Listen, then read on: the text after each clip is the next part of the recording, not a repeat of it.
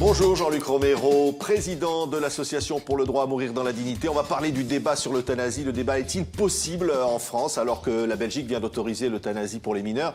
D'abord un mot sur ce qui se passe en Ouganda. Vous êtes très impliqué dans le combat pour la reconnaissance des droits pour les homosexuels. Vous savez que le président ougandais, M.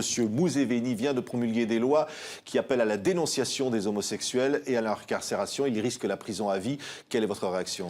Je suis comme tout le monde assez effaré. Vous imaginez, maintenant, on appelle à dénoncer des gens, non pas parce qu'ils ont fait quelque chose de mal, mais parce qu'ils sont homosexuels. Et je crois que c'est quand même très grave et il faut que la diplomatie internationale, à l'image de ce qu'a fait Obama, réagisse. Et moi, j'attends, notamment de la France, pays des droits de l'homme, qui a quand même vraiment une certaine puissance, qui a entendu en Afrique une parole très forte, parce qu'on ne peut pas quand même accepter que des gens soient comme ça, montrés aux gens de cette manière, jetés en prison parce qu'ils sont homosexuels. Ils n'ont pas choisi d'être homosexuels. C'est tout à fait scandaleux. Il était même prévu dans un premier temps la peine de mort pour les homosexuels. Ça a été finalement retiré. Vous le dites, il y a une intervention du président Obama et vous dites qu'on n'entend pas la France. Il faudrait qu'on entende la France. Je crois qu'elle porte des valeurs de liberté, d'égalité. Il faudrait qu'on l'entende aujourd'hui parce que c'est important. Elle est très écoutée en Afrique, comme vous le savez, sur votre chaîne. Et donc, on attend, oui, la parole au plus haut niveau de l'État. On voit un journal qui a titré en Ouganda les 100 homosexuels, donc qui livre un certain nombre de supposés homosexuels en pâture à l'opinion publique et voire même risquer leur vie. Mais c'est ce qui va sûrement se passer. Vous savez, on avait déjà connu ça au Sénégal à une certaine époque. Et quand ils avaient annoncé comme ça des noms, des gens avaient été battus. Certains, ça avait été jusque la mort de certains. Certains avaient été emprisonnés. C'est quand même assez dramatique. Et c'est vrai que dans ce domaine, on attend aujourd'hui des politiques, on attend de l'ONU qu'on avance vers la dépénalisation universelle de l'homosexualité. Et on parle à présent donc de l'euthanasie en Belgique. Donc le Parlement qui a voté une loi qui désormais ouvre le droit à l'euthanasie pour les mineurs. Et on voit donc effectivement un pays au cœur de l'Europe qui fait bouger la loi, au moment où en France, il y a l'affaire Vincent Lambert, donc ce jeune homme où sa famille se déchire pour savoir évidemment ce qu'il faut faire. Vous êtes très impliqué, vous dites il faut faire bouger la loi, Jean-Luc Romero.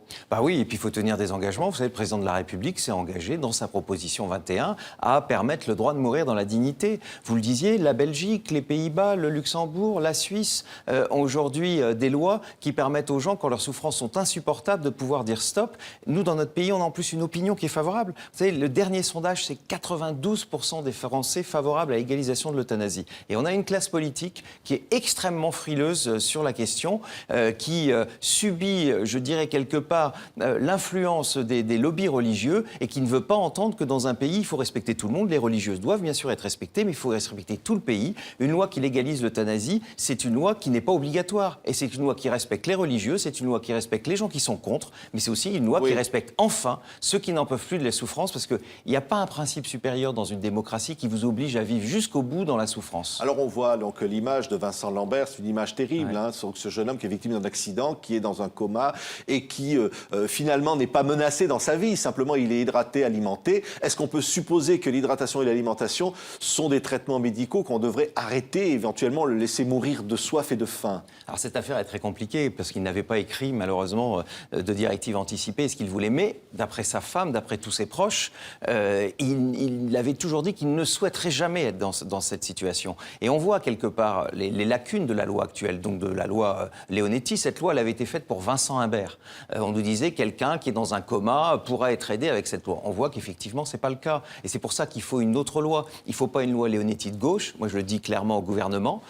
Il faut une loi qui mette le patient au centre et c'est lui qui doit décider. C'est pas les gens qui sont autour du lit, ni les héritiers, ni les médecins, ni la justice. C'est la personne. Et quand on aura enfin cette loi, eh bien, on sera dans une société quand même beaucoup plus apaisée. Et on le voit bien. En Belgique, aujourd'hui, ça se passe avec bien sûr des débats qui peuvent être vifs, mais l'immense majorité de la société attend cette loi. Mais est-ce que l'euthanasie, c'est faire mourir ou laisser mourir? Laisser mourir, c'est la loi Leonetti, mais vous savez, M. Simonin, ça peut être extrêmement cruel.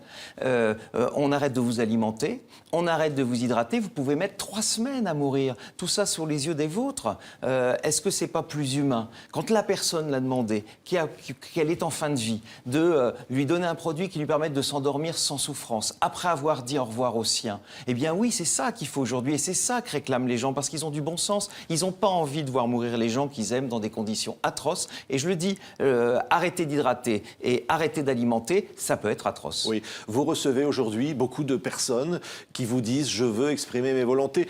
Évidemment, le cas Vincent Lambert, il n'avait pas exprimé cette volonté. Est-ce que ça aurait d'abord changé quelque chose? Mais qu'est-ce qui peut se passer aujourd'hui pour ceux qui disent « je veux mourir dignement » Alors, l'affaire Lambert, justement, a inquiété beaucoup de gens qui se sont dit « oh là là, moi, j'ai pas envie de me retrouver dans une histoire de famille où ma famille se déchire, où on veut m'imposer des choses que je ne souhaite pas ». Et donc, les gens ont compris qu'ils pouvaient écrire. C'est ce qu'appelle des directives anticipées.